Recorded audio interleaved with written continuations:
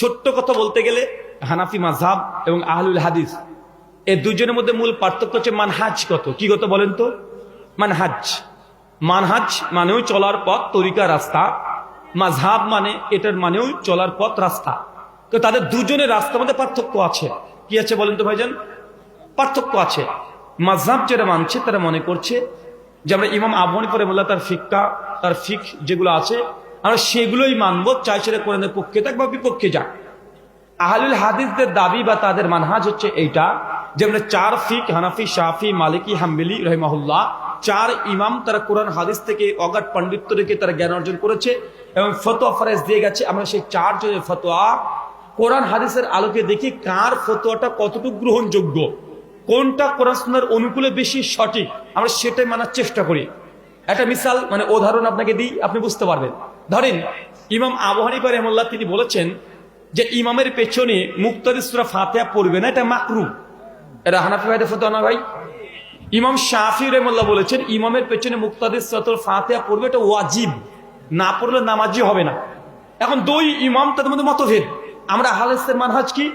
আমরা তদন্ত করে দেখলাম যে ইমাম আবু হানিফা রাহিমাহুল্লাহর ফতোয়া দিয়েছেন এই পক্ষে কি কি দলিল দিয়েছেন মাকরুহের পক্ষে। ইমাম শাফির দলিলগুলো দেখলাম যে কি কি কোরআন হাদিসের দলিল দিয়ে তিনি ওয়াজিব প্রমাণ করার চেষ্টা করছেন। আমরা তদন্ত করে দেখছি যে ইমাম শাফি এই মাসআলায় যে দলিল দিয়েছে এটা অকাট্য এবং ইমাম আবু হানিফা রাহিমাহুল্লাহ যে দলিলগুলো ওর মধ্যে দুর্বলতা আছে। তো আমরা এই মাসআলায় ইমাম শাফির মানহাজ বা তার ফতোয়া ফিককে আমরা গ্রহণ করেছি। দুই, আর একটু আগে যান, ইমাম আবু হানিফা রাহিমাহুল্লাহর মতে ইমাম সাহেব যখন নামাজে সূরাতুল ফাতিহা পড়ার পূর্বে আউযু বিল্লাহ বিসমিল্লাহ এটা সশব্দে পড়া যাবে না, এটা নিঃশব্দে পড়তে হবে। কথা কি বুঝতে পারলেন?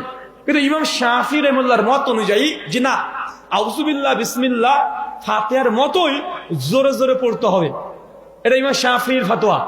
আমরা আহলুল হাদিসের গবেষণা করে দেখলাম যে এই মাসআলাতে ইমাম শাফি রাহিমাহুল্লাহ তার ফতোয়ায় দুর্বলতা আছে। কেন? কিন্তু যে হাদিস পেশ করেছে হাদিস সহিহ নয়।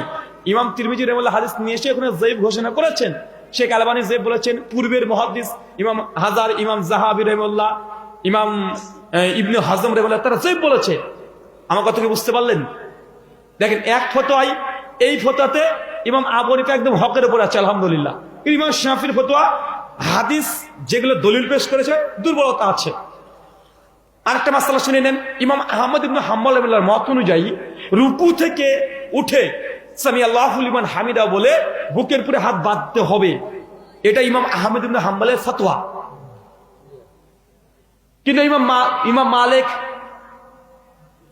ইমাম আবু হানিফা, ইমাম শাফির মত অনুযায়ী যে না, হাতকে ছেড়ে দিতে হবে। কথা কি বুঝতে পারলেন? তো আমরা এই মাসআলাতে তাহকিক করে দেখছি যে ইমাম আহমদ বিন হাম্বল রাহিমাহুল্লাহ বুকের উপরে আবার হাত বাঁধা মানে রুকু থেকে উঠে আবার হাত বাঁধতে হবে কি দলিল দিয়েছে? তো মুসনাদে আহমদে কিছু রিওয়ায়াত নিয়ে এসেছে, তবে সিমাক বিন হারব থেকে একটা রিওয়ায়াত। তো আমরা দেখছি যে সনদের মধ্যে দুর্বলতা আছে। সিমাক বিন হারব বিখ্যাত মুদাল্লিস রাবি, তাদলিস আছে।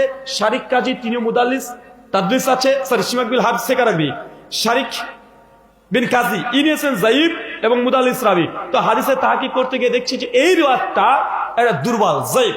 শেখ আলবানী তার সিলসিলা হাদিসে যায়িফের মধ্যে আলোচনা করেছেন, সিফাতুস সালাতুন নবীর মধ্যেও তিনি আলোচনা করেছেন। তো দেখলাম ইমাম আহমদের এই ফতোয়া এটা হাদিস সহিহ দ্বারা প্রমাণিত নয়, বরং দুর্বল। আমরা এই ফতোয়া নিইনি। কিন্তু ইমাম আবু হানিফা, শাফি, মালিকের মাযহাব যে না, হাত ছেড়ে দিতে হবে, আমরা চাই তাদের দলিল বেশি মজবুত, তার জন্য এগের আমরা এই তিন মাযহাবের ফতোয়াকে গ্রহণ করেছি। কথা কি বুঝতে পারলেন? আচ্ছা, আর একটা মাসআলা শুনে নেন, চার মাযহাব থেকে একটা করে উদাহরণ দিলে বুঝতে পারবেন। ইমাম মালিক রাহিমাহুল্লাহর মত অনুযায়ী ফরজ নামাজে মানুষ আল্লাহু আকবার বলে হাত বাঁধবে না, ছেড়ে দিবে। কথা কি বুঝতে পারলেন? ছেড়ে দিতে হবে। কিন্তু শাফি, হাম্বলি এবং আবু হানিফা রাহিমাহুল্লাহ মাযহাব, তিন মাযহাব বলছে না, বাধ্য হবে। কোথায় বাধ্য হবে? ইখতিলাফ আছে।